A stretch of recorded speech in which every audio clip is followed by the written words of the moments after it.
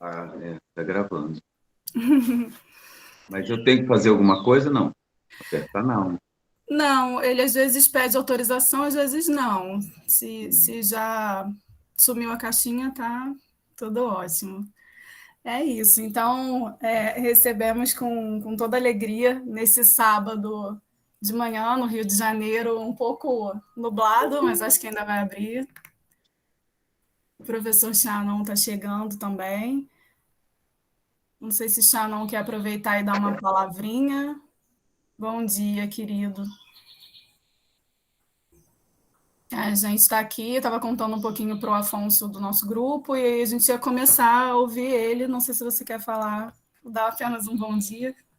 A Cláudia e a Juliana também estão aí com a gente. Bom dia, bom dia. Desculpem o atraso, eu tive um problema com a internet aqui, vocês estão vendo pelo fundo, tô no mato, então tá difícil. Hoje choveu muito de madrugada, tudo bom, Cláudia? Queria agradecer a vocês, a Cobogó pela parceria, ao Afonso também, por, por partilhar com a gente o trabalho, essa pesquisa de tantos anos.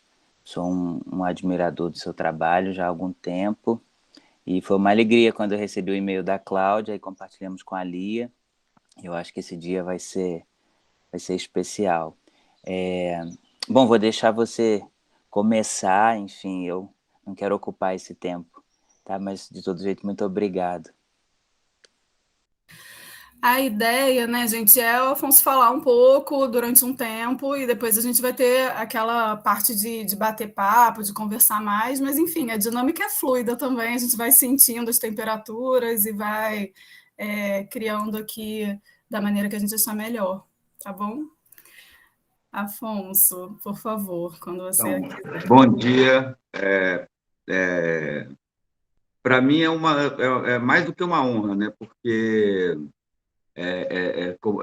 fico até emocionado, porque minha mãe era professora de rede pública, né? Foi professora e através dela eu tive contato com aquilo que, né, mais tarde foi se revelando o interesse do meu trabalho, o interesse da minha vida, o interesse da minha relação com arte e cultura.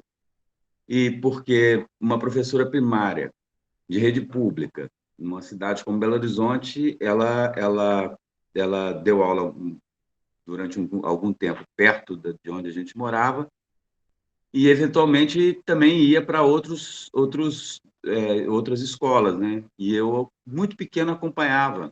Ela me levava para muitos desses lugares, que eram lugares pobres, do subúrbio de Belo Horizonte, lugares que não necessariamente estavam dentro de um roteiro cultural, artístico. E essa relação que eu tive desde pequeno com essas pessoas, né, que na maioria pobres, pretos, periféricos, não sei o quê, me trouxe muita informação também, que mais tarde né, vai se revelando no trabalho de várias maneiras. Né? Quer dizer, o trabalho que a gente faz, né, a arte propriamente dita, ela é, na verdade, uma conclusão, é uma reunião de coisas, né, que não, que não são tangíveis, né, na prática, são subjetividades, são relações, né, que a gente vai tendo na vida, visualidades que a gente vai entrando em contato, enfim, o trabalho, na verdade, ele é um processo de aprendizado constante. E, e isso, para mim, né, tá nessa fala hoje, para mim é realmente muito emocionante mesmo, porque quando você estava introduzindo a fala e as pessoas chegando, eu estava pensando, estava lembrando dessa, dessa coisa, porque primeiro assim, né, bom, para mim é difícil um tanto, porque falar sobre arte e, de uma certa forma, é falar sobre educação, né? E a gente está atravessando um deserto sinistro, né, no Brasil. E, mas a gente segue, né? Bota lá a capanguinha de água e vai bebendo um pouquinho para não morrer de sede, e vamos atravessando esse deserto aí, porque lá na frente a gente sabe o que é, né? E principalmente que né, professores, né? Eu dei aula também um bom período, aula de arte no Parque Lage, e é uma coisa complexa, né? Lidar com as pessoas, lidar com a subjetividade, e arte, né, principalmente, né? O que é ensinar arte, né? Porque você não ensina, né? Assim, eu falava na turma, às vezes, assim, eu não sei ensinar arte, não, cara. Eu posso estar aqui ajudando, né? Tentando cercar essas coisas todas que vão surgindo, que cada um, né, com sua subjetividade, com suas as informações, as expectativas, é muita coisa que está em jogo, né, nas pessoas quando se trata de falar sobre, né, pensar sobre arte, posicionamento de arte. Obviamente, eu dei aula para adultos, né? E, as expectativas são bem loucas, né, em relação ao que é aprender arte, o que se espera de um professor que dê aula de arte, né? Assim, pô, vou aprender a desenhar. Eu falei, não, você não vai aprender a desenhar, não. Nem fazer pintura, nem fazer escultura. Vai aprender a pensar, né? A gente tem que aprender a pensar isso, né? Para atravessar esse deserto com a capanguinha de água, a água é isso, é aprender a pensar. E então é isso. Durante essa fala inicial, estava lembrando desse processo com a minha mãe, pequenininho, andando pelas escolas onde ela passou, entrando em contato com realidades que eram muito diferentes, não muito, mas em algum lugar diferente, né, claro. E como isso veio aparecendo na minha trajetória enquanto artista, e de que forma isso vai se materializando nas esculturas, nos desenhos, independente das expectativas que eu tinha, né, quando jovem, quando comecei a estudar arte e entender o que era, né, estudar arte, né, já é uma coisa difícil, né? Tudo isso estava falando, Maria, as coisas estavam vindo, né? Eu me lembro da minha primeira relação bom, eu era um péssimo aluno, claro, filho de uma professora e tal, e, eu me lembro exatamente que o processo com a arte foi mais ou menos assim, tipo, bom, minha mãe tinha um talento nato também, ela organizava as aulas, né? E ela organizava as aulas muito visualmente, ela fazia cartazes, ela fazia uma comunicação sobre o assunto que era de interesse dela para as aulas, ela fazia muito visualmente e tinha uma puta de uma relação cuidadosa com aquilo. Aquilo foi minha primeira foi a primeiro impacto assim, enquanto produção de algo visual que tendia a comunicar e educar. Eu falei, bom, ela não é professora, né? Ficava pensando pequeno, professora não tem que dar aula lá no quadro, escrever as coisas. Por que ela fica horas fazendo cartazes e levava, enrolava aquilo e levava para a sala de aula? Era o jeito dela. Isso também despertou em mim algo,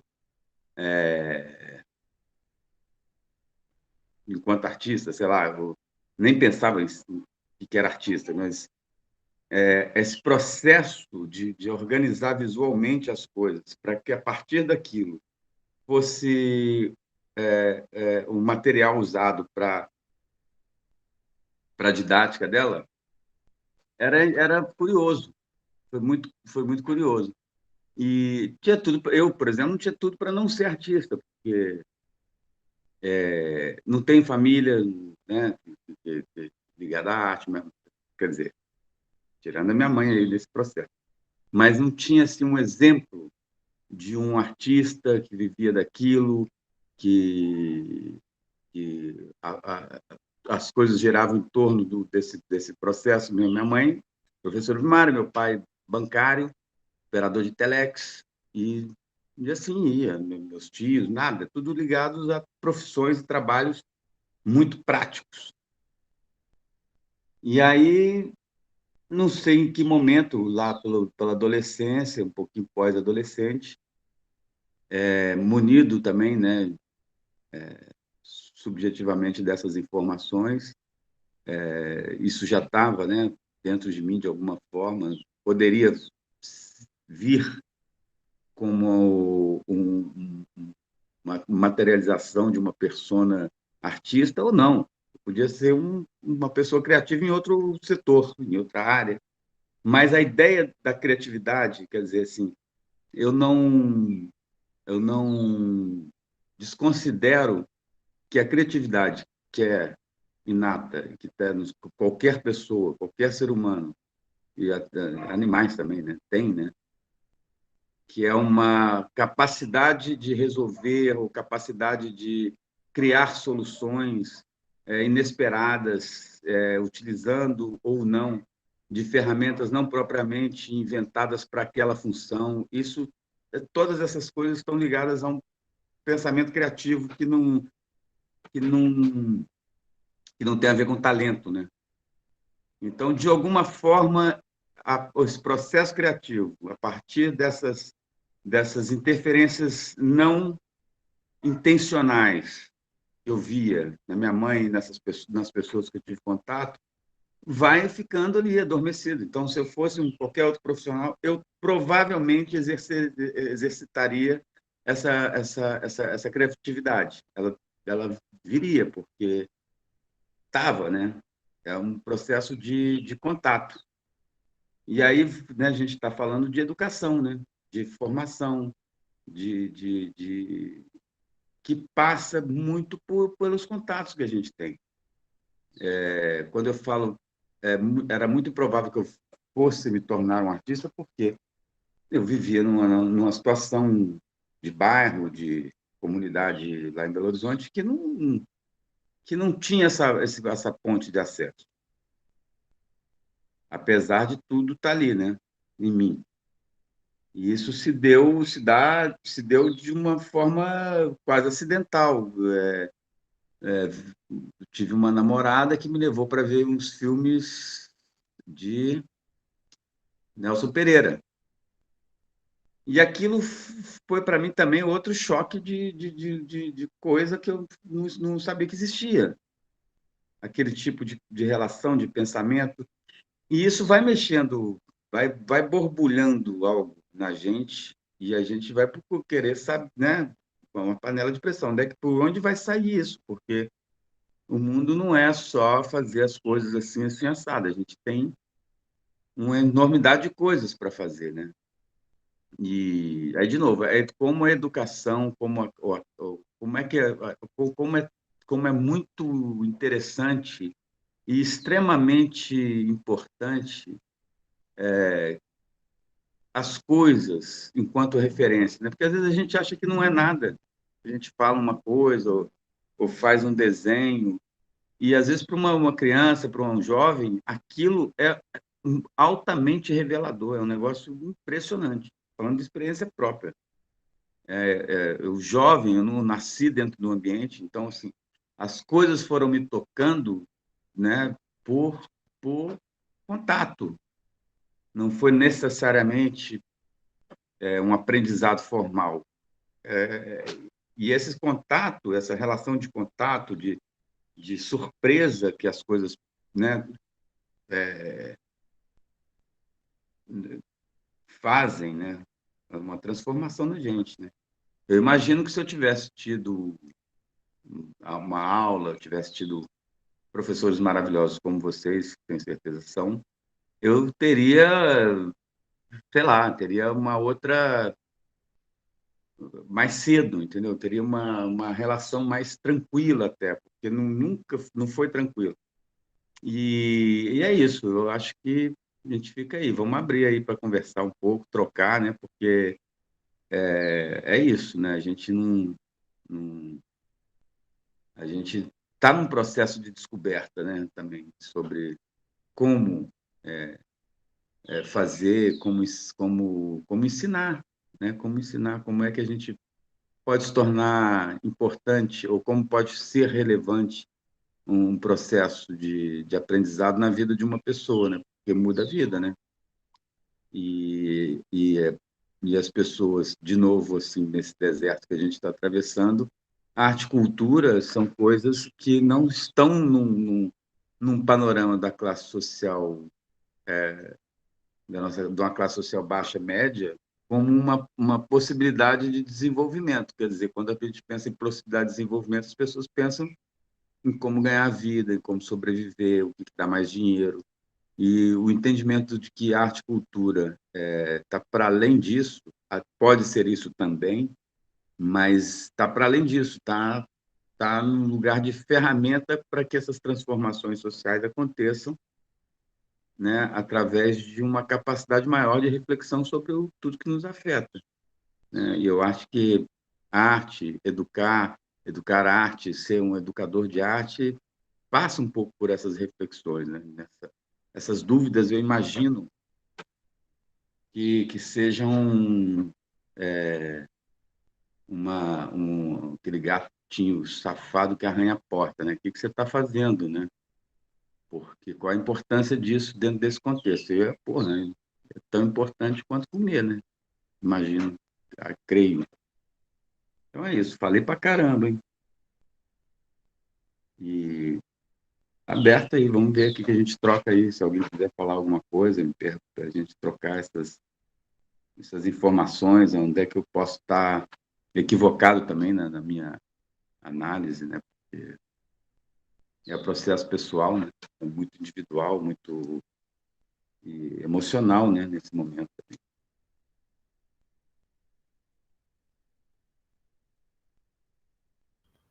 Bom, oi, bom dia. Eu queria fazer uma pergunta.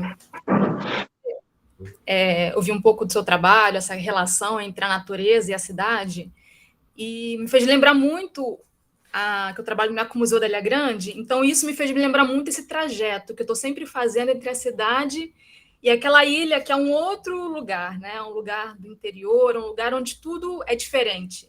Então já começa que para você transitar entre uma vila e outra, você precisa do barco.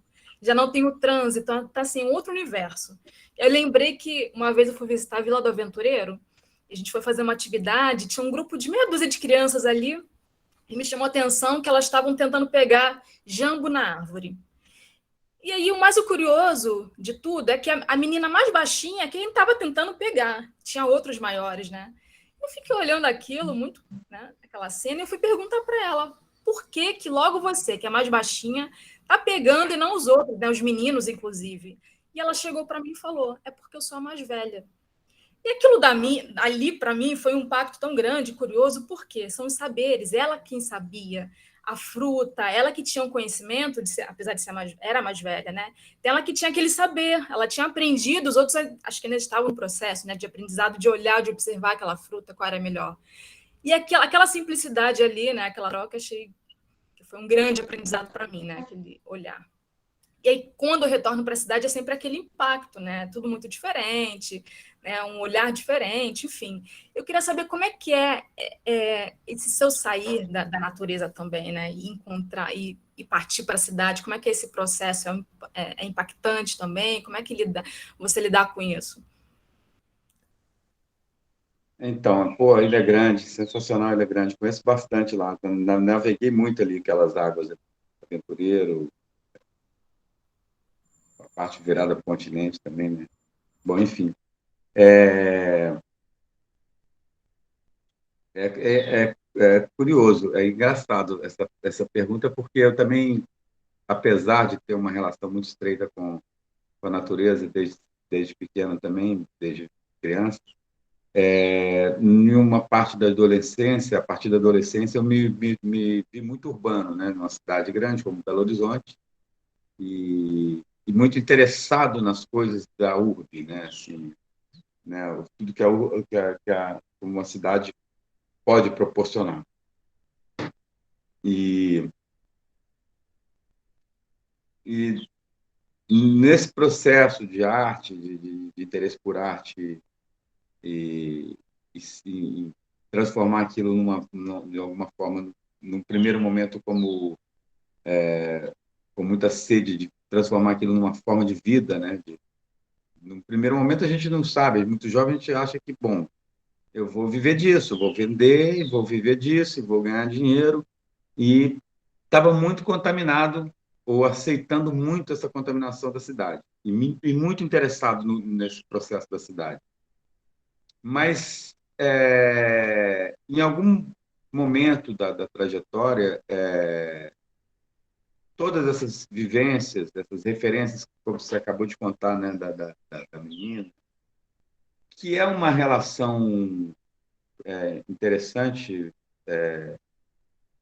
de respeito mesmo, né, de respeito sobre o fazer, né, analisar, entender qual é a fruta que está boa para comer, isso requer alguma experiência e algum contato que faça com que aquela pessoa assegure e tenha e dê segurança às outras pessoas de que aquele caminho, aquele lugar, aquela maneira, aquilo como fazer é uma maneira interessante e segura. Isso está muito dentro dos processos dos povos tradicionais, né? Não, né? Os originários e os povos de matriz africanas que têm essa relação com o mais velho como um lugar de segurança, de né, avaliação de que aquele caminho, aquela forma é uma forma segura de se transitar, e, e isso é reconhecidamente como uma maneira respeitosa de lidar com as coisas. E aí, enfim, num primeiro momento muito interessado nessas coisas que a cidade, que a vida moderna de uma cidade pode oferecer. Por outro lado, não tinha grana, então as soluções, né, e as tecnologias que eu podia aplicar para construir um trabalho não partia de uma capacidade de produção com grana. Então eu comecei a olhar contaminado, ou seja, dentro de mim, dentro da minha maneira de ver as coisas, pela minha formação desde criança e contato com as coisas que eu vi desde criança, que eu tive muito contato com fazenda, fui meio que criado em fazenda também. Passava boa parte da minha vida no Triângulo Mineiro. E as coisas se dão, não tem assim, leva ali para consertar. Você não leva ali para consertar. Ou você conserta ou acabou, não vai funcionar. Então, as soluções você tem que resolver. Sabe, rasgou a roupa, ou você costura ou você vai ficar com a roupa rasgada. Não tem muita leva ali, né, essa facilidade da cidade, né? Leva ali no sapateiro, leva ali na costureira, leva ali no técnico eletrônico, sabe? As coisas não são tão fáceis, os lugares são distantes, pelo menos onde eu estava, né, nessa época, nessa minha infância. Não tinha luz elétrica, era distante, era toda uma tecnologia voltada para uma subsistência com as coisas que estão ali. Então, quando eu estou numa cidade interessado em arte e duro, tem grana para produzir trabalhos que requerem investimento, eu tinha que dar uma solução criativa para aquilo. Assim, né, a pressão estava grande, interna, né, de me comunicar, de me fazer entendido de alguma forma, e através da arte, eu fui atrás de soluções assim. Então, assim, comecei a olhar para canteiro de obra, comecei a olhar para caçamba de lixo de obra, soluções práticas de sustentações de muro, as coisas que estavam meio invisíveis, que não são perceptíveis como uma possibilidade de poesia, né? Coisas que simplesmente elas têm que ser daquele jeito. Você vai escorar uma laje, você precisa de um monte de, né, falando de um dos trabalhos, que é a perna de três. Você vai numa obra, você precisa escorar uma laje para fazer um segundo andar. Né, um tempo atrás, hoje em dia tem tudo de ferro, andaime, isso aqui, mas um tempo atrás era tudo madeira. Então você entrava no canteiro de obra assim, você tinha andares e andares de um prédio com lajes sendo sobrepostas. Essas lajes eram apoiadas com madeira, que eram chamadas pernas de três, porque elas têm 3 polegadas, né? 3 polegadas de todos os lados. Então, são as madeiras meio quadradas, 7 centímetros. Essas madeiras,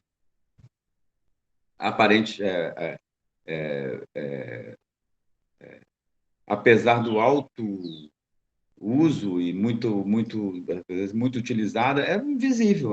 Tem que ser assim, é assim que faz, né? E essas coisas começaram, de alguma forma, eu comecei a me interessar, primeiro para viabilizar um trabalho, né, economicamente. Não tinha grana, né? Nunca tive grana para comprar tintas, telas, ou fazer fundições. Era precário mesmo. Meu processo sempre foi tentando tirar da precariedade das coisas uma forma, né, de poetizar e de trazer alguma comunicação com aquilo. Então, a cidade, ela entra nesse processo como primeiro, e a natureza, ela vem como uma resposta. No primeiro momento, essa natureza está muito ligada à mão humana, aos saberes humanos ali, de soluções, tecnologias que não são consideradas tecnologias, né? São consideradas armengues, né? A gente chama de armengue ou de gambiarra, mas para mim é tudo tecnologia, porque se você não tiver um bom armengue, uma boa gambiarra bem feita, você está a pé, você não vai para lugar nenhum, ou você pode passar um perrengue seríssimo. Então, eu acho que é uma puta de uma tecnologia. Essas tecnologias vieram em auxílio na minha produção na cidade. Então, eu trouxe um pouco dessa tecnologia. E nos últimos tempos, um tempo para cá, eu tenho me interessado por uma outra tecnologia, que é uma tecnologia mais subjetiva, que é da natureza mesmo, que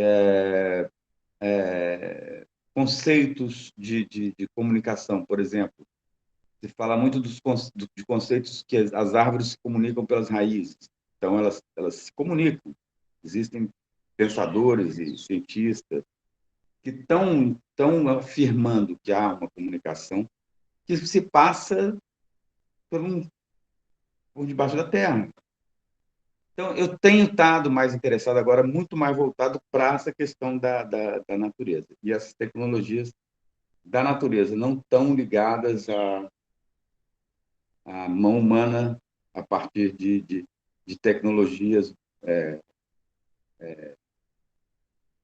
rudes, né, vamos dizer assim. Eu acho que é por aí que eu vejo. Tá ótimo. Obrigada, Afonso.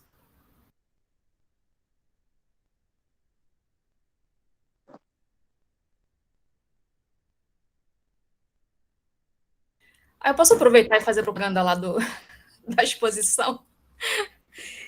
Então, lá não sei se você conhece o Museu da Ilha Grande, ele fica localizado na Vila dos Rios, pertence à UERJ, Universidade do Estado do Rio de Janeiro. E a gente tem uma exposição... Dois Rios é a parte oceânica, né? Do outro lado. Onde ficava o presídio. Sim. E aí, nós temos essa exposição que é sobre a cultura caiçara local. E tem alguns elementos ali, como, por exemplo, o mastro, né, que são os mastros que tem as bandeiras dos santos padroeiros de cada vila, né? São os 5 mastros.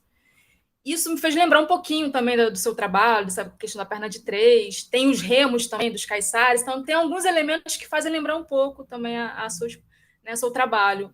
Então, a gente está fechado ainda, mas quando abrir lá em janeiro, fevereiro, eu queria convidá-lo para, de repente, se inspirar, por que não, ali na nossa exposição.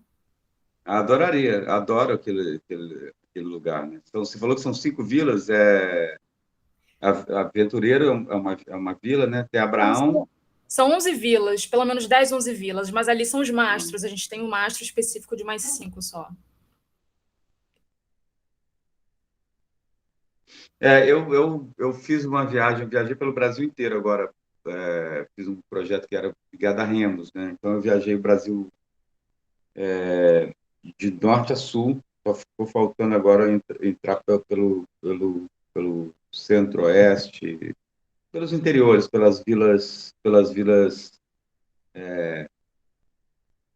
ribeirinhas, desculpa, pelas vilas ribeirinhas. Eu fiz fui em algumas comunidades ribeirinhas, mas a maioria das pessoas e das comunidades que eu travei contato são vilas de mar, né, de beira de praia, são pescadores de água salgada.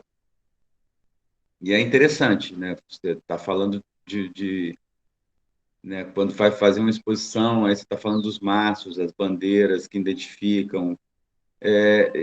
Quando você fala isso, eu fico pensando nessa relação que as pessoas ainda têm, em algum lugar, com uma tradição, não no sentido de, de, de lugar estático, né, mas de uma relação com aquilo que elas se identificam enquanto indivíduos, né, pessoas que pertencem a uma comunidade, e essas referências, esses contatos, né,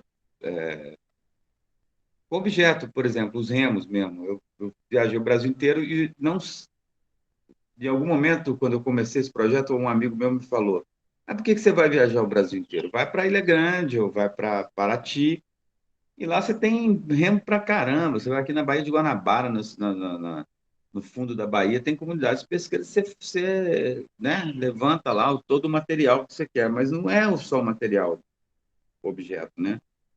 É essa relação com as pessoas, como é que esse panorama, um panorama mais amplo no Brasil, e essa relação que as pessoas têm com a cultura, e aí a gente fala de novo de a importância que é você ser um agente transmissor, né, de arte, de cultura, né, enquanto professor, porque é a única saída, porque quando você vai na Vila do Abraão, por exemplo, a primeira vez que eu fui, e eu vi aquelas mulheres entrando de roupa na água, porque eles são muito evangélicos lá naquela região, e, e não é a questão religiosa que está em jogo, se é evangélico, eu não estou nem aí, mas o que aquela doutrina provoca enquanto cerceamento de liberdade.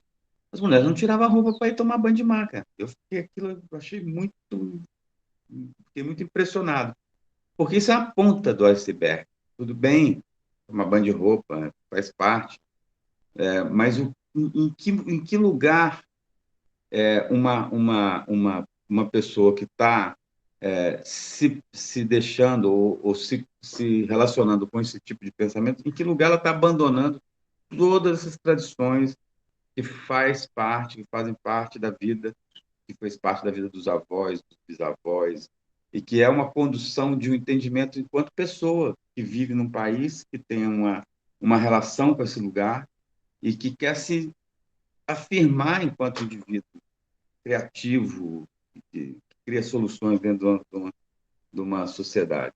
E aí foi isso, viajei o Brasil inteiro recolhendo, né, trocando, conversando, recolhendo remos para fazer as esculturas e naquele momento eu não sabia o que eu ia fazer de fato.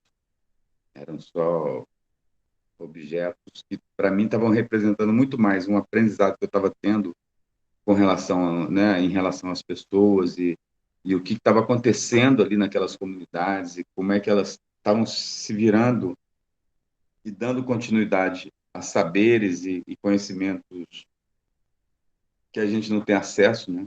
Eu acho que a Cíntia, quando você fala dessa exposição lá em Dois Rios, imagino que provavelmente tem uma curadoria ou uma curadoria coletiva, ou não sei como é que estão pensando isso, mas que, de alguma forma, vai em busca de algo que seja revelador de comunidades enquanto indivíduos criativos, não? A curadoria do professor antropólogo Ricardo Gomes Lima. Ele é um professor da universidade, ele é o curador, faz essa pesquisa sobre a cultura caiçara da região, que é justamente nesse momento está se perdendo, né? O turismo está intenso ali na região, então ele fez essa curadoria justamente para tentar segurar essas memórias, né, do local, da região, que aos poucos está se esvaindo. É interessante essa sua busca dos remos em todo o Brasil, porque se a gente for pensar, de fato, a nossa formação do Brasil foi feita por essas pessoas invisibilizadas, né? Numa época que não tinha transporte do açúcar, do café, enfim, dessas manufaturas era feito pelo barco, por essas pessoas que tinham esses saberes, né? Os remeiros, né? Por todo o Brasil. Então, assim, é algo realmente muito, muito rico, né? E é essa coisa, né? Acho que as próprias pessoas perguntam. Eu ouvi algumas pessoas mais velhas, assim, qual a importância disso? O que isso traz?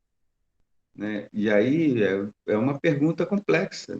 Uma pessoa mais velha que viveu uma vida e de repente está se transfigurando em outra cultura ou tentando se enxergar, né, através de uma cultura que não faz parte da formação dela, mas é tentar acreditar que aquilo pode ser uma solução para vários problemas da vida dela. E aí, em detrimento a isso, ela começa a renegar, de alguma forma, as culturas né, que compõem o conjunto da pessoa, do ser que ela é. E é uma questão pesada, né? Se pensar assim, a pessoa pergunta, mas para que serve isso? Para que serve isso? Isso vai me levar para onde? É duro, né? Você ter que dar uma resposta, né? Você ter que refletir sobre, né? Tem que refletir sobre aquilo, sobre aquela pergunta. Não é uma pergunta tola, né? E a gente às vezes tem uma coisa na ordem prática, né? E não é. É muito revelador. Eu me deparei muito com essas dúvidas, né? É a dúvida que a gente também, né, tem enquanto educador, né? Qual é o efeito que a gente está conseguindo proporcionar e se esse efeito faz sentido, né? Porque a gente às vezes não vê o resultado, né? Passam pessoas pelas nossas vidas, né?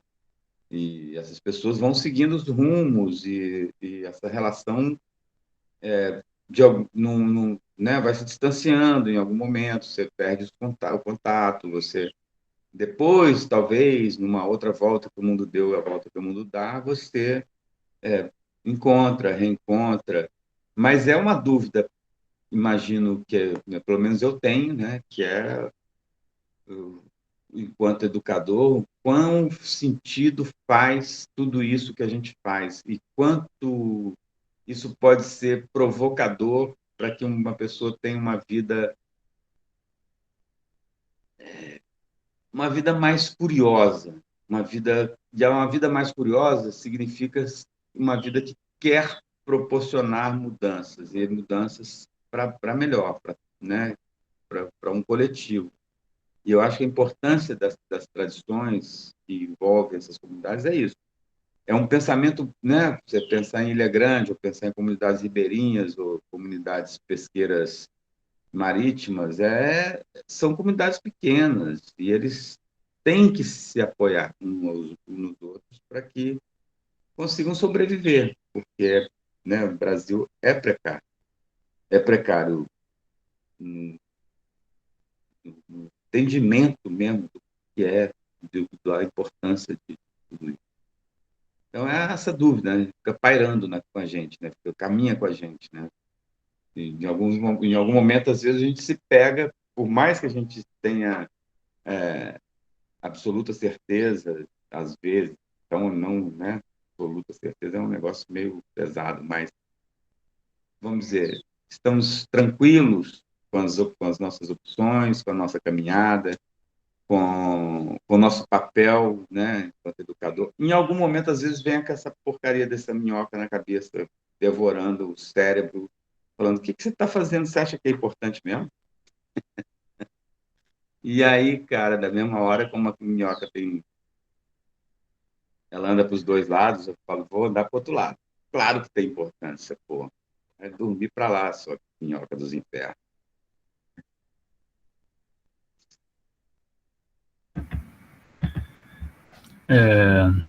Olá, Afonso. Está sendo um prazer te ouvir, né? E está esbarrando em tantas questões que eu tenho refletido, eu tenho pensado, né? Nesse pensar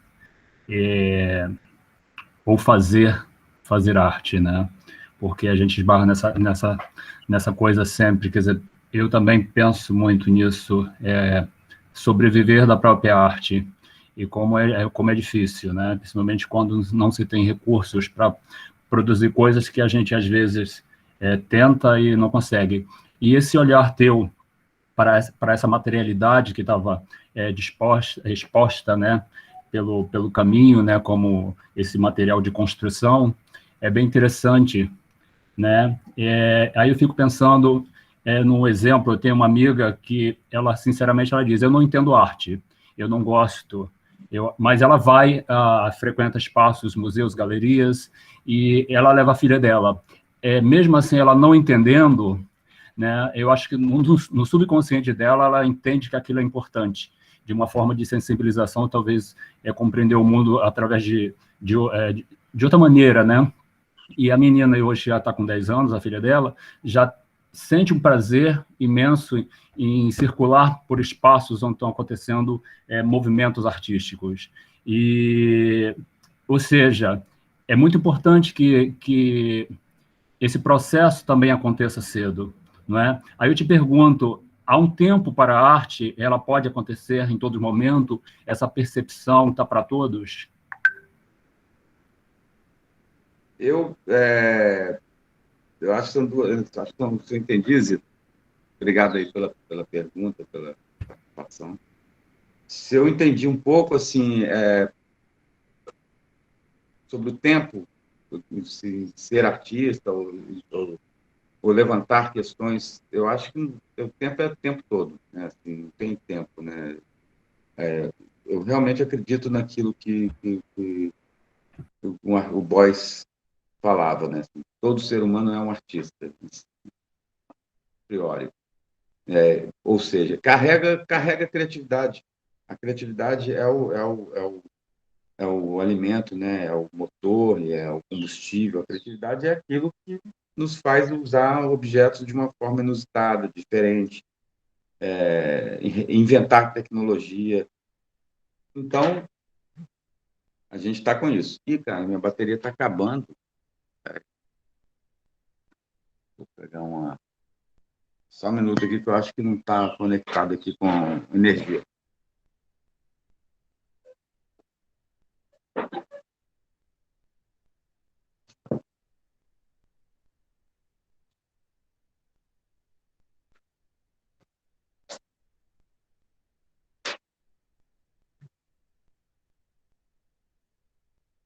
Desculpa aí. Eu espetei numa régua o carregador, e a régua não estava conectada à energia. Então, é isso, entendeu? É tudo assim. Eu acho que é isso também, responde um pouco. Olha como é que são as coisas. Uma bobagem, né? Você acha que está fazendo uma operação e o negócio está sem energia. Essa sua amiga, eu acho que é isso. Uma vez eu fiz uma exposição no Parque Lage, e um dia eu fui lá visitar durante a semana, assim, e tinha uma senhora bem humilde olhando tudo aquilo. Eu concluí que era uma pessoa humilde pelas roupas, o jeito que ela estava meio acanhada, né? Porque uma exposição, às vezes, ela pode trazer isso, que é uma coisa ruim, né? Tem umas vezes, é uma questão mesmo que eu fico me debatendo muitas vezes, assim. Tem uma pompa que envolve a apresentação, às vezes, do trabalho de arte, que, ao invés de acolher, cria uma certa... não chega a ser repulsa, mas intimida. A pessoa fica intimidada diante de certas coisas, assim. E, principalmente, se forem coisas muito ricas, eu acho. Desconfio. Trabalhos que tenham claramente e ostensivamente uma manufatura rica, cara. Enfim, aí essa moça estava lá e eu cheguei perto dela, ela perguntei: está gostando? Gostou do que você está vendo? Aí ela falou: olha, eu não entendo muito, não sei, não era só minha exposição, era uma coletiva. Eu não entendo muito disso, mas eu estou extremamente emocionada com tudo que estou vendo. É um negócio, sabe, que a gente sai de lá dando cambalhota, entendeu? Aí fala assim, puta merda, eu sirvo para alguma coisa, sabe? Alguma coisa aconteceu. Porque uma pessoa só. Mas é isso. Às vezes é uma multidão. Aquele troço todo, de alguma forma, tocou essa pessoa num lugar que eu também não quis, não tive nem condições emocionais de continuar aquela conversa, porque realmente foi um negócio assim. Eu virei e falei, tá, obrigado. Muito obrigado. Saí, porque não dá, não tem muito o que fazer com a informação dessa. Não, isso é muito bacana, me lembra o Amador Pérez, né, que em um certo momento me falou que uma situação parecida com a sua aí, que na galeria, numa exposição dele, todo dia tinha uma mesma pessoa que no mesmo horário ia e ficava, assim, quase uma hora em frente a um determinado quadro dele, um determinado trabalho dele. E aí a pessoa que era responsável pela galeria, de certa forma, estava incomodando, que a pessoa todo dia estava lá. E aí, nesse dia, o Amador estava e ela comentou com o Amador foi lá, né, chegou. E era uma pessoa, a pessoa, quando chegou perto dele, ele estava literalmente chorando, estava em prantos, porque ele estava tão emocionado com a obra que falou que todo dia ele ia ver, porque ele trabalhava perto, aproveitava a hora do almoço e ia ver aquela obra lá. E a forma que foi tocado, né, quer dizer, a sensibilidade deles foi tocada a partir daquele trabalho. E era uma pessoa extremamente simples também, né, acho que era um pedreiro, alguma coisa, uma pessoa que trabalhava numa obra ali. E aí você imagina, porque a gente acaba colocando, às vezes, determinados rótulos, né, esperando que só um perfil de pessoa consiga absorver, né, aquela obra que parece ser tão sofisticada, que tem uma linguagem tão, de repente, tão distanciada, né, da maioria das pessoas. E ele toca de uma forma que a gente, às vezes, não compreende. Aí te pergunto, quando você produz, você cria uma obra, ela primeiro dialoga contigo, ou você já está pensando que ela vai dialogar com determinadas pessoas?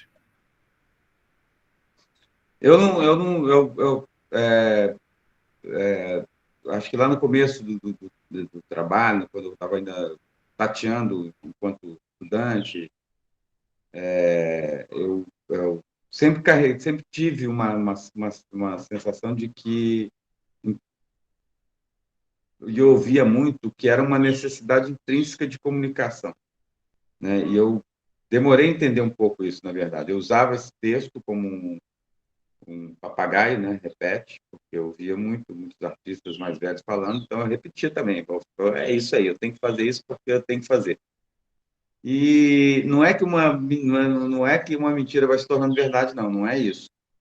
De fato, eu comecei a perceber que, através daquilo, eu estava me transformando enquanto pessoa.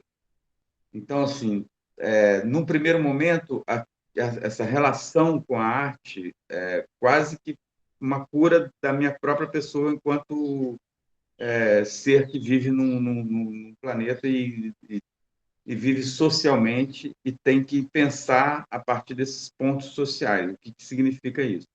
Então, a arte começou a me transformar, de fato, enquanto pessoa que reflete sobre o meio ambiente, o meio que vive, né? O meio ambiente é evidente. E então, em algum momento, isso parou de ser questão. Eu faço porque é uma necessidade. Não, eu faço porque eu quero entender melhor as coisas que me cercam. Quero entender melhor qual é a minha capacidade de trocar com as pessoas, de poder aprender também com as pessoas. Então, na verdade, a arte ela é um pouco, para mim, uma maneira de comunicar, entendeu? De transformar essa comunicação em duas vias. Porque o meu trabalho, né, muito do que eu venho fazendo nos últimos anos, ele emerge e conversa com pessoas e com tecnologias que estão ligadas às pessoas de soluções muito práticas e muito aquilo que eu estava falando antes, né? Gambiarra e armengue. No Rio a gente chama, né, armengue, em Minas é gambiarra, talvez em São Paulo também é gambiarra. E que parece um termo pejorativo para soluções não duradouras, quando, na verdade, são soluções de sobrevivência. Se não souber fazer um armengue quando você está no mar, navegando, e quebra uma vela, e se você não souber fazer um armengue ou uma gambiarra bem feita ali, você morre. Acabou, velho, entendeu? Então, a arte é um pouco isso. No meu processo, no meu trabalho, é uma forma não só de me provocar enquanto pessoa que, né, que está se relacionando com outras pessoas e trazendo essas invisibilidades, não só das soluções, das tecnologias, como das próprias pessoas, né? Das pessoas que eu travo esse contato. Quer dizer, quando eu revelo, através de trabalho, uma certa solução, eu não estou sozinho. Eu estou trazendo um montão de gente que, ao longo da minha vida, passou pela minha vida e me ensinou um montão de coisa. E essas pessoas, quando entram na exposição, eu tenho certeza que se reconhecem no trabalho. Isso eu acho, para mim, uma coisa muito comovente. Assim. A pessoa se reconhecer nas coisas que tá vendo, né? Não ser algo distante, por mais que seja transcendente. Que tem a obra de arte é isso. O bom artista, seja ele qual for a tecnologia e o material, assim como a linguagem que usa, ele o que você consegue ver muito claramente, às vezes, é a verdade que está ali. Você não está vendo mentira. Você pode, às vezes, não gostar ou não concordar, mas se você é capaz de ver que há uma sinceridade na relação daquele produtor, né? O cara que produziu, uma pessoa que produziu aquele objeto, e a vontade que esse objeto tem de como se comunicar com o mundo for sincera, eu acho que o trabalho está indo bem, entendeu? Não julgo.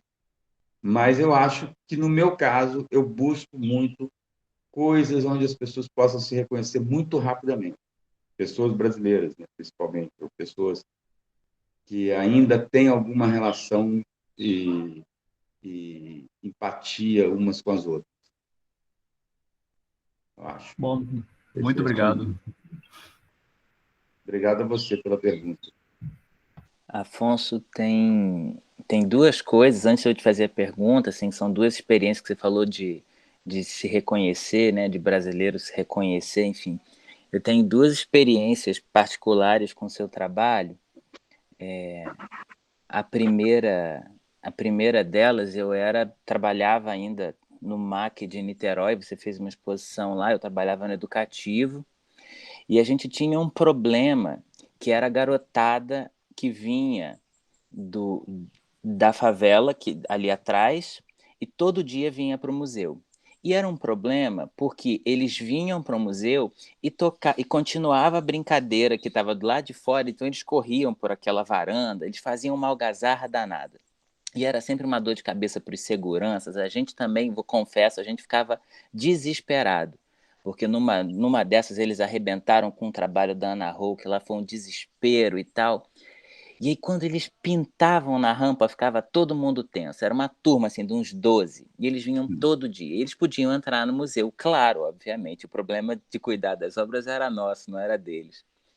E aí teve uma vez, logo no início da sua exposição, que uma turma entrou. E aí a garotada subiu, foi para o segundo andar, que o negócio deles era dar peteleco numa escultura do Palatinique que tinha lá em cima. E um ficou lá embaixo na varanda, porque tinha um trabalho seu, que eram umas madeiras, e tinha uma grande tora de madeira que segurava, assim. E aí Uma escora, né? uma escora. E Era aí ele assim. ficou parado e sentou, assim, no chão. E eu estava perto, e aquilo eu achei muito curioso, né? Porque eu já conhecia a figura, e ele era da pá virada, e ele ficou paralisado ali na frente daquilo. Aí eu falei, você gostou desse trabalho? Aí a primeira coisa que ele me perguntou foi assim: esse prédio tá caindo? Aí eu falei assim, não, esse prédio não está caindo. Por quê? Ele falou assim, não, porque lá na casa da minha tia, a parede está caindo e tem uma coisa dessa segurando a parede para não cair. Essa parede vai cair com a gente aqui dentro. Ele ficou paralisado e se reconheceu, porque de fato era uma escora, mas uma parede que não cai, né?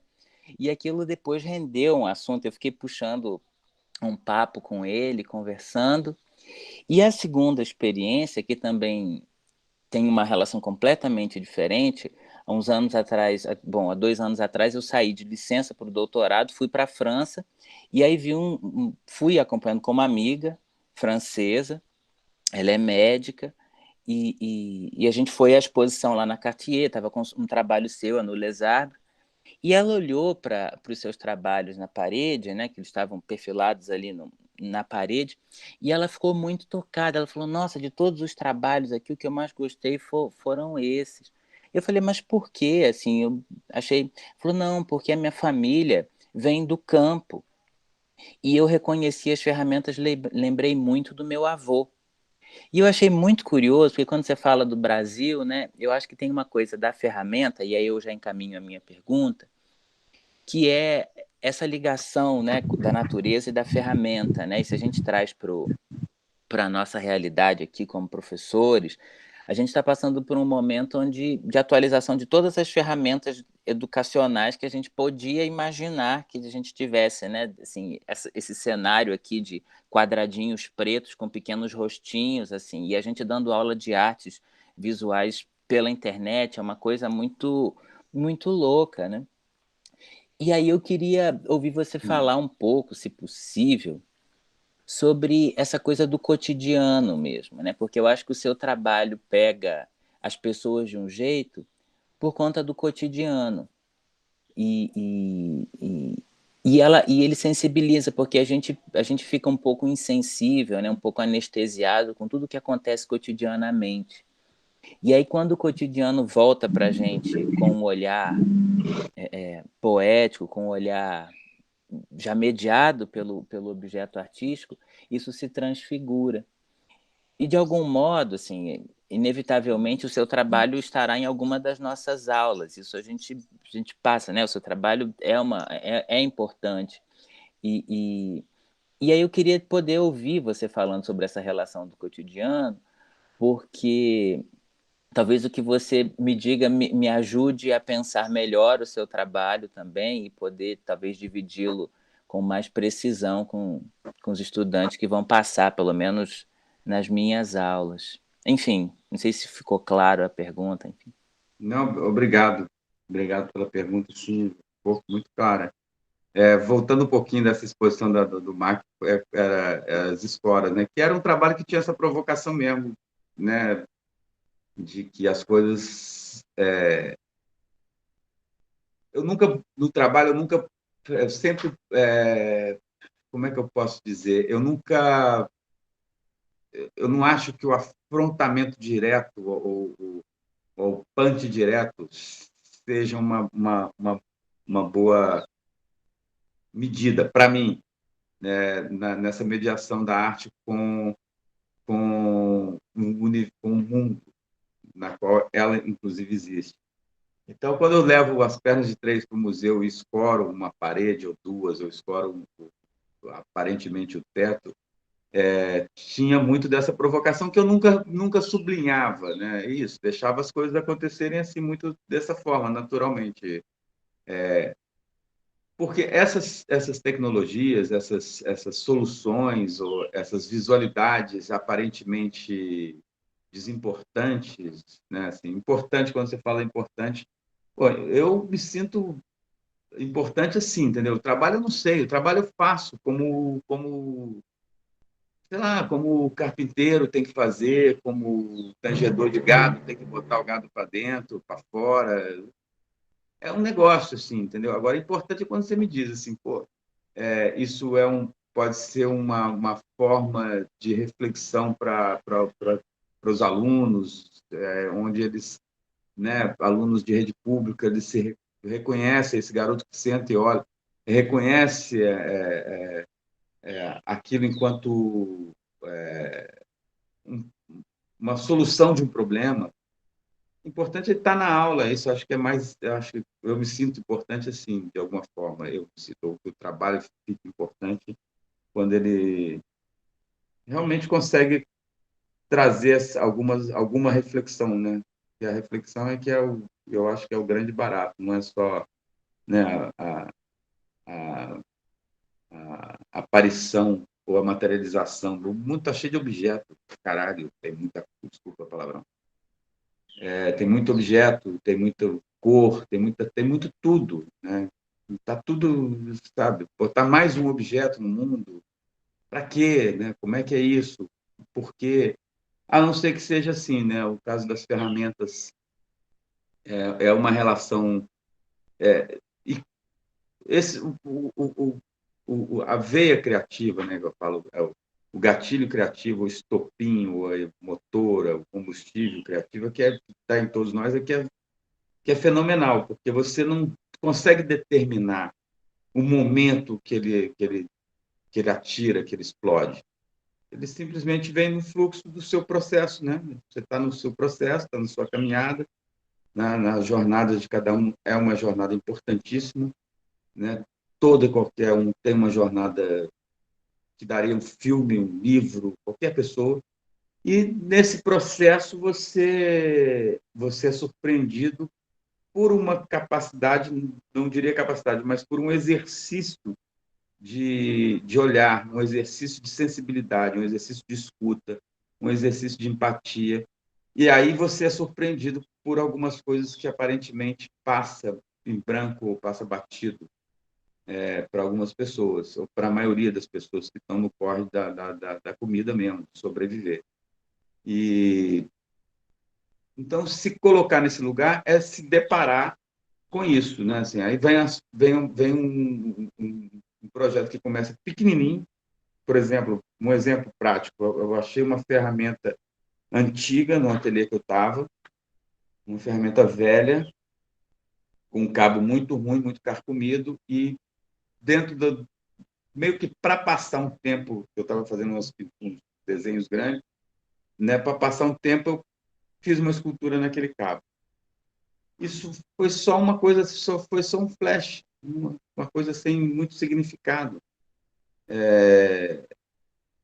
Anos depois, eu estava no interior de Minas e aí me deparei com uma quantidade enorme de ferramentas e aí aquele flash vem como uma enxurrada mesmo, né? Vem como um fogo morro acima, que aí as coisas começam a se conectar e fazer sentido, né?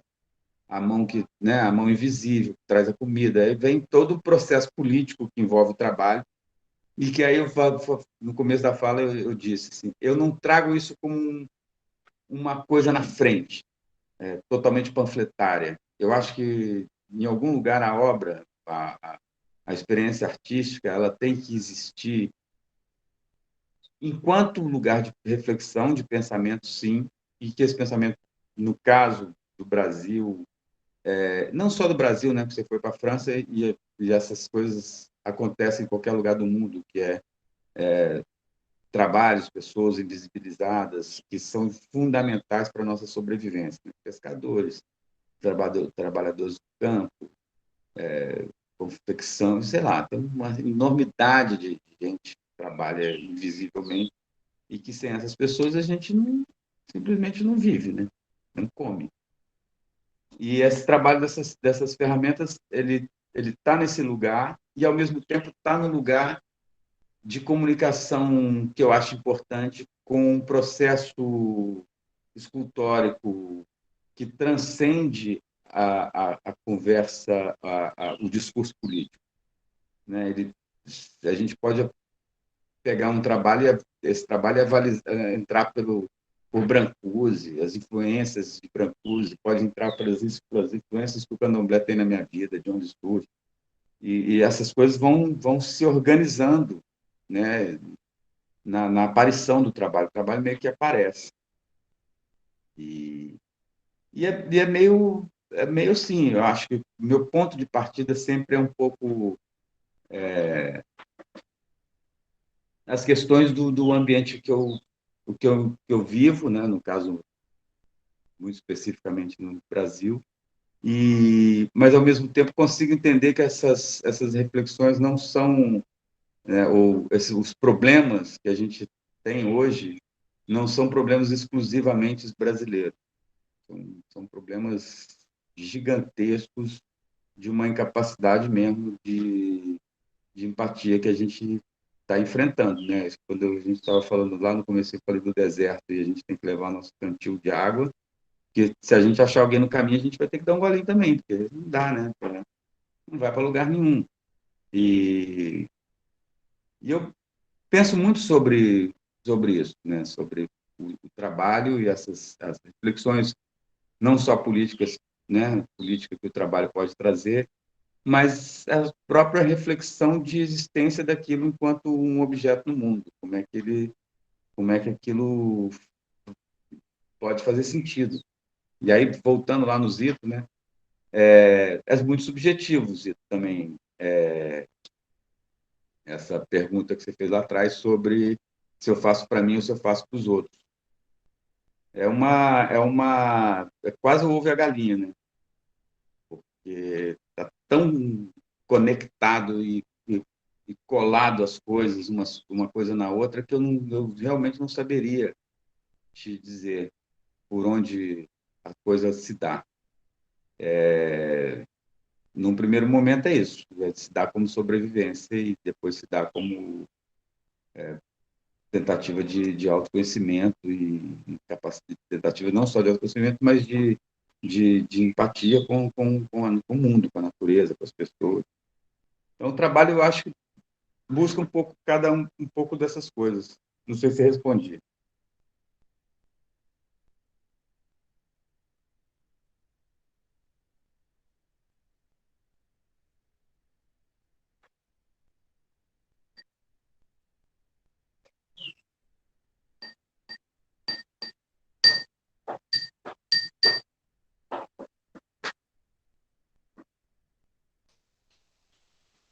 Eu não tô, tá alguém falando, não? Eu acho que não, vou aproveitar e fazer outra pergunta. Gosto muito do teu trabalho.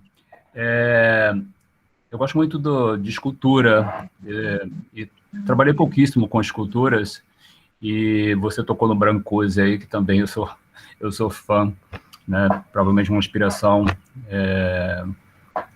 pela forma, né?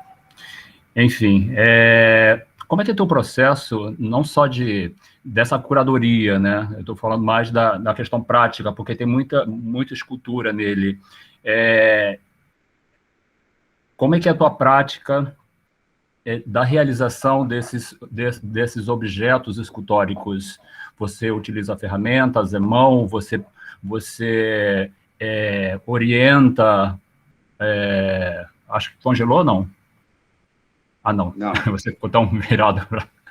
Você orienta alguma equipe para realizar esses trabalhos? Porque tem coisas muito precisas. Como é que é essa realização do objeto em si, da coisa, da materialidade mesmo, você transformar isso? Então, quando eu estava mais ligado ao desenho, pintura e tal, aí é muito sozinho mesmo, aquela coisa de estar no ateliê e estar ali com aqueles problemas.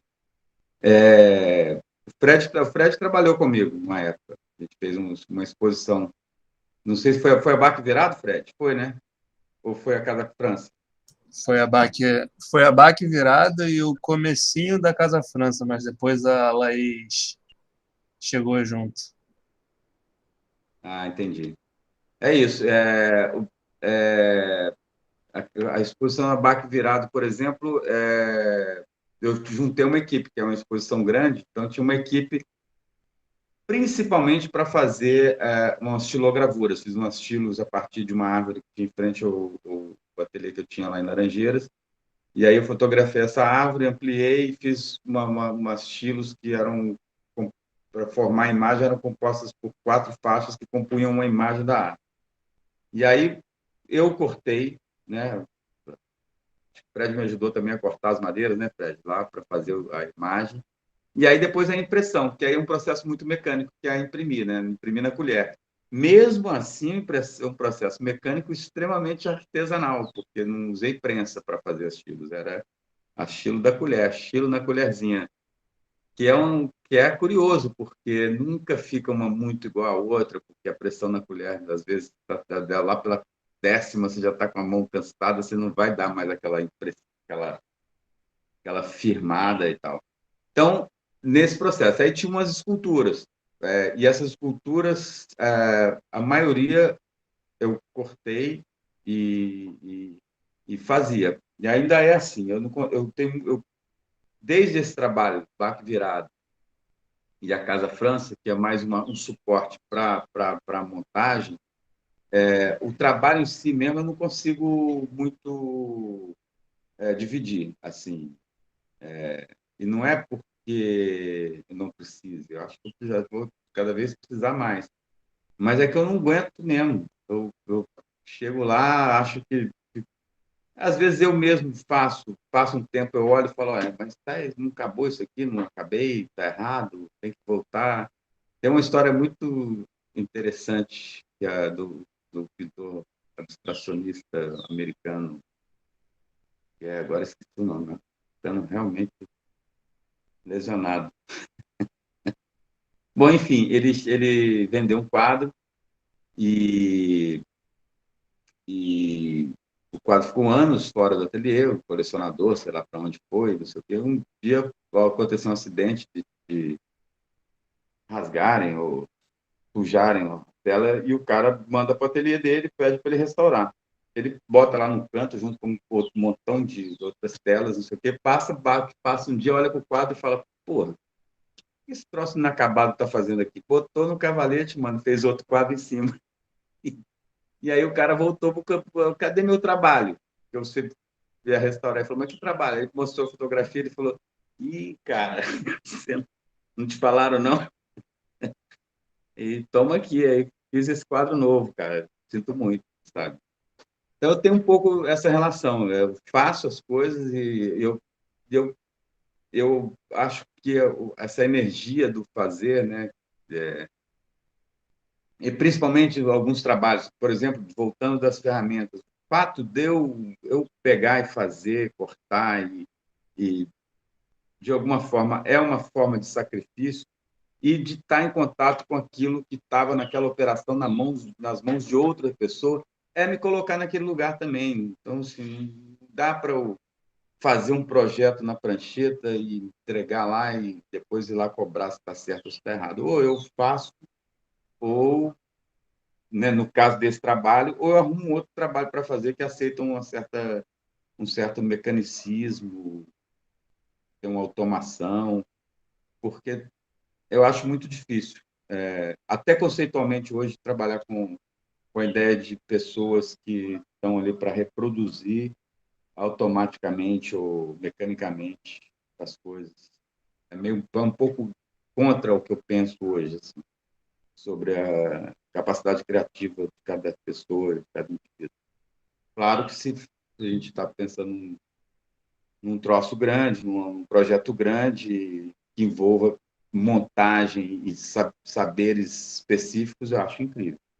Mas o processo mesmo de fazer uma escultura, por exemplo, eu gosto de meter a mão. Acho que não só gosto, é importante. Você chegou no ponto que que eu pensei mesmo, né? Nessa coisa do fazer, que parece uma alquimia mesmo, de você conseguir de ser mais íntimo, né, com essa matéria que você está trabalhando, com essa matéria-prima, né? E, enfim, eu queria te perguntar se você tem ateliê, ainda tem ateliê, e se é possível visitas? Cara, essa pergunta é complicada pra Só estou fazendo pergunta difícil, né? Não, porque é um problema na minha vida. Eu fui morar em São Paulo, há uns anos atrás. Aí consegui um ateliê em São Paulo incrível, na Praça da Luz, em frente ao Parque da Luz, no centro da cidade ali, de São Paulo, não sei se todos conhecem. É um centro interessante de São Paulo, que fica atrás da Pinacoteca. É um lugar bom, o bairro chama Bom Retiro, é um bairro que que tem uma história, num primeiro momento, de uma comunidade judaica, depois passa para uma comunidade coreana, e agora tem muito coreano e tem uma comunidade boliviana que trabalha escondido nas confecções dos coreanos. É um negócio complexo. Mas o ateliê é incrível. É no segundo andar de um prédio, tem um janelão de 2 por 7 por 8, que tem vista para as copas das árvores do Parque da Luz. Tem 200 metros quadrados. É um ateliê lindo. Que eu não consegui nada parecido no Rio. Por incrível que pareça, o Rio é uma cidade muito mais bonita que São Paulo. Desculpa aí se alguém discorda, mas é. Não há como. Mas eu não consigo achar um ateliê no Rio que chegue perto do que eu tenho em São Paulo. Enfim, para resumir a história, mas encurtar, resumir não quero, mas encurtar um pouquinho. Eu fui morar em São Paulo uns anos atrás, arrumei esse ateliê lá, a experiência de vida em São Paulo acabou, voltei para o Rio de Janeiro e o ateliê ficou em São Paulo. Então, eu passo um bom período no Rio, pensando e preparando para ir a São Paulo trabalhar. E aí, quando eu vou a São Paulo, eu fico 10, 15 dias, às vezes 20, a cada 2 meses, e trabalhando. Então, o ateliê está em São Paulo. Seria uma maravilha receber todo mundo lá em São Paulo, mas eu acho que, imagino que deva ser uma coisa meio difícil. Quando estiver no Rio, eu mando um comunicado. Eu tenho que trazer esse ateliê para o Rio, não vai ter jeito. Uma hora vai ter que rolar. Perfeito. E qualquer coisa, se a gente estiver por São Paulo, né? Então já dá um sinalzinho. Como diz lá em São Paulo, dá um salve. Dá um salve se eu estiver por lá. Perfeito. A gente toma um café lá no Coreia, no café coreano lá. Perfeito.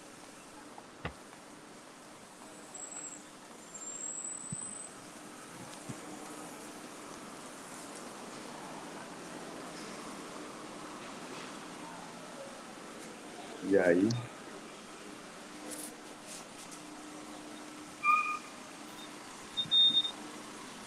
Não sei se mais alguém tem alguma pergunta para o Afonso, quer falar alguma coisa.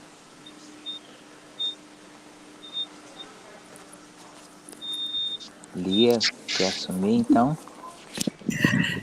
Eu vou. Não sei se Cláudia quer falar, porque o microfone está aberto. Não sei se. Fiquei esperando. Não, acho que era só abriu sem querer, né? Eu fiquei pensando, estou muito encantada com a sua fala, né, Afonso, porque acho que traz, de alguma maneira, essas questões que a gente se depara mesmo na prática docente, né, em relação a essa relevância das nossas atuações e como é que é bem essa história de ensinar artes. E logo no início você diz, né, será que a gente ensina mesmo alguma coisa? E acho que eu compartilho um pouco com você dessa percepção, né? Talvez nós estejamos muito mais numa segunda etapa de comunicação, assim como você pensa um pouco essa arte como uma possibilidade, né, de entrar em contato com os outros, né, como a sua criação, estimulada por uma curiosidade, que eu acho que são as palavras-chave desse processo, são aí alguma forma de estar em contato com os outros. Eu acho que também nessa nossa atuação de professoras e professores é muito essa segunda etapa de conversa que a gente tenta estabelecer, de diálogo, né? Porque, de fato, cada pessoa vai sendo despertada ou vai sendo, enfim, instigada por um conjunto de fatores e de referências, né, inimagináveis que, aliás, não podem e não devem estar só nas aulas de artes visuais, né? Isso é o próprio mundo que surge, né? E que dispara algumas das nossas compreensões mesmo, reflexões. Então, acho que é importante, né, quando a gente se repensa mesmo nesse processo e a gente vai também reconstruindo algumas das das ideias que, de certa maneira, parecem como muito processadas já, ou como muito, né, respondidas, ou as certezas que você coloca também. Então, é sempre dúvida, e talvez seja a grande magia mesmo, e o encantamento tanto dos nossos processos, né, educativos, que eu acho que tem um paralelo enorme com a prática artística. É isso, é invenção diária, né, a educação. Ela é justamente sobre se manter curioso, né, e também se permitir ser atravessado por essa criatividade, por essa invenção contínua e cotidiana.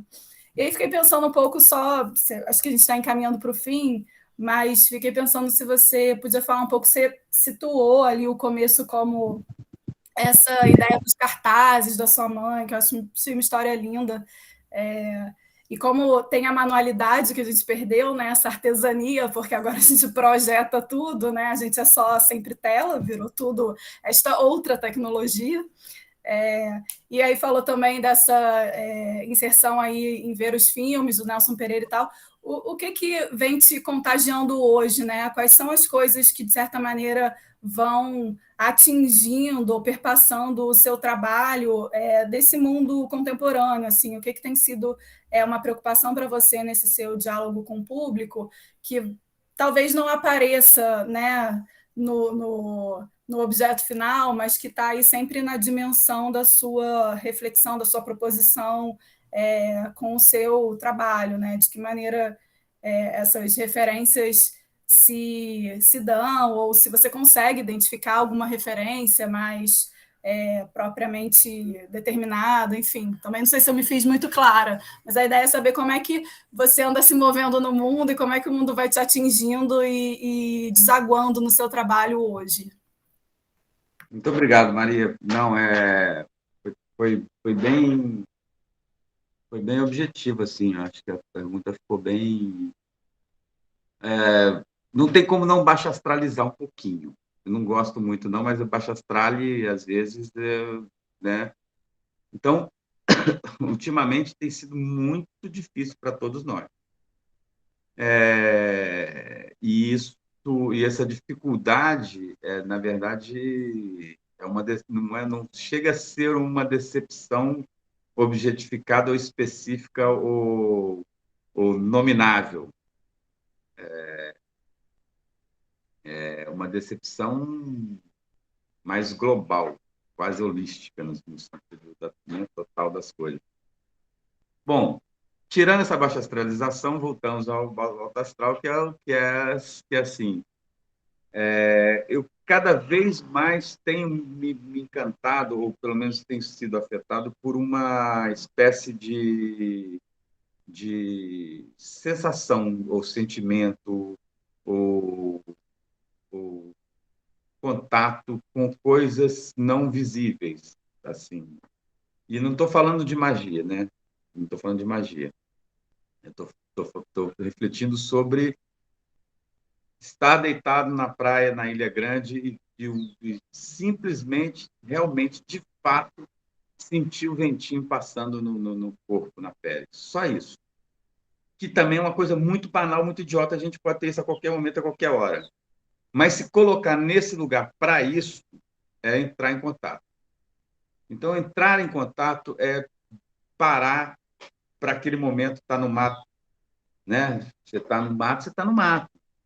Claro que você não vai ficar o tempo todo em contato, senão você vai acabar né, criando fungo, né? Vai virar um carro de boi do Manuel de Barros, sabe? Também não é isso. Mas quando eu for descer ali e tiver afim, eu vou tirar meu chinelo, vou sentir a grama no pé e vou entrar em contato com isso aqui. Que seja 1 minuto, 2, 5. Então, essas coisas têm me interessado mais e junto com, né, novamente, com essas tecnologias, que são tecnologias que a gente, e ciências que a gente ainda vislumbra, busca entender, mas que não tem como entender completamente, porque não há como entender coisas que não têm uma explicação técnica. Então, é deixar fluir de alguma forma e tentar entrar em contato com essas coisinhas bem, bem, bem bobas, bem acessíveis. São coisas muito acessíveis. né? Tomar um banho, tomar um banho numa cachoeira, tomar um banho de mar em algum momento, né? E é isso, não é uma mistificação ou mitificação das coisas. Aí você vai pular no mar, você vai tomar, pô, se dane, vou tomar meu banho de mar, ou vou entrar na cachoeira para tirar a água para tirar o sal, para tomar um banho, não é, né? Não é uma constante ritualização das coisas, mas quando, sei lá, motivado ou afim, você buscar naqueles 5 minutinhos estabelecer aquilo ali, eu acho que tem sido uma busca, assim, tem sido um lugar interessante para refletir sobre a aparição desses objetos ou dessas futuras instalações ou aquilo que a gente chama de arte, né? Manifestações artísticas que a gente chama, né? Mas nada mais é do que, de novo, né? Eu acho que essa manifestação artística nada mais é do que o exercício e o contato com aquela criatividade que a gente tem cotidianamente, né? Ou dando aula, ou, sabe, consertando a ponta de uma caneta Bic, sei lá, entendeu? A nossa criatividade, a nossa possibilidade, nossa potência criativa, ela fica muito à mercê de uma compreensão que é ligada a uma ideia de talento, que é ligada a uma ideia de uma educação mecânica, né? Então, assim, a gente sou de uma geração assim, se a pessoa não sabe desenhar, ela não pode ser um artista. Como? O que é não saber desenhar? O que é saber desenhar? Que diabo de negócio é esse? Todo mundo desenha. Ué, bonequinho, cabeça, palitinho, é um desenho. Qual o contexto? Aí que é o interessante. Qual o contexto desse boneco, cabeça, palitinho? Onde é que você vai contextualizar esse troço que ele vai ganhar uma potência que não é um boneco de cabeça de palitinho? Aí, pronto. É onde a gente está tentando entrar, né? Tomar esse ventinho, né? Andar na graminha. Aí, se o mosquito está chateando, a gente mata o mosquitinho também, que por mais que ele tenha que comer, às vezes dói, né? Então, esse negócio tem me interessado bastante. Essa subjetividade que não está diretamente ligada ao que o meu trabalho sempre construí, que é essa tecnologia e soluções ligadas a gambiarras e armengues e ainda me interessa, mas eu tenho me interessado menos pela coisa humana, digamos assim. E aí eu usei lá atrás a palavra decepção, é uma decepção não nominável, não é dirigida. É só um momento de reorganização dessa minha relação com as pessoas, com como é que está se tratando todo esse ambiente, o ambiente em que a gente vive, como é que está esse trato e que acordo que eu vou fazer com isso. Então, tudo, né? Eu acho que o nosso processo criativo passa pela nossa capacidade de fazer acordo. E até onde você vai conceder e entender que você faz ali uns acordos para conseguir e também não se deixar violentar tanto, porque violentado a gente já é. E não adianta falar, eu não faço concessão. Fazemos todos concessões o tempo inteiro. E a gente tem que ter noção de que tamanho essa concessão está sendo e como é que a gente vai negociar isso. Tá bom, vamos negociar isso aí, qual é o acordo que eu tenho que fazer para viver bem, para entender bem e para trazer um pouco de informação, jogar luz sobre alguns problemas. Eu acho que eu faço arte um pouco pensando nessa jogada de luz aí, onde é que eu jogo uma luz para deixar visível aquilo que aparentemente está encostado e, né, aquele quadro de Rauschenberg, lembrei, tá vendo? Rauschenberg. É aquele quadro Rauschenberg que está ali, que ele acha que não acabou, só que é um quadro que existe há 20 anos, está lá, 30. E aí ele olha para aquilo e fala, não acabei esse diabo desse negócio. Então, a gente está nesse constante não acabando e reavaliando nossos acordos, né, com essas concessões que a gente faz diariamente, até onde a gente negocia com isso. E é isso. Tem me interessado, nesse momento, na tentativa de objetificar ou transformar em arte, que a gente chama de arte, essas coisas que, de alguma forma, estão mudando a cara do planeta.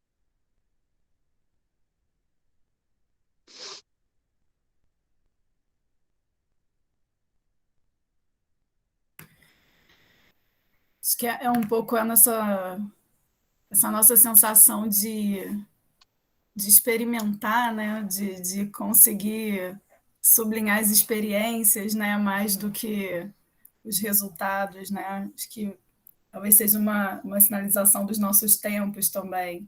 Esse ventinho, né? Essa água gelada, o quanto tem nesses acordos aí que você está dizendo uma tentativa de sentir, né, de novo algumas coisas ou perceber aí. Não sei se alguém mais quer fazer alguma colocação ou pergunta rapidinho, que a gente está no finzinho. Ou se eu vou encaminhando. Zito quer falar alguma coisa? Se aproximou? Não, na verdade, é agradecer, né? Já que está terminando, então já fazer minhas palavras, meu agradecimento imenso, um prazer enorme dialogar, trocar um pouco, né? Com o Afonso, com todos vocês, mais uma vez. É isso, e espero a próxima oportunidade de visitar uma exposição sua, de conhecer o ateliê, porque eu fico fascinado com o processo, né? Enfim, é isso. E se você pudesse viabilizar algum contato para que a gente pudesse depois fazer algum contato contigo. Beleza. Se é possível. Eu também só tenho a agradecer e é isso. Fico muito honrado e foi um começo bem sensível para mim me ver nessa situação de estar conversando com professores e aí me lembrei dessa trajetória aí da minha mãe. Foi bem emocionante. E agradecer enorme, imenso a todas, pela paciência de me ouvir um pouquinho. Nós que agradecemos muitíssimo, Afonso. Vou falar, acho que a turma está falando aqui pelo chat, não sei se você consegue ir lendo ao mesmo tempo. Perguntei ao Zito, que também é um representante discente, que está com a carinha aberta, mas, obviamente, quem quiser abrir para falar aí nesse finalzinho pode abrir.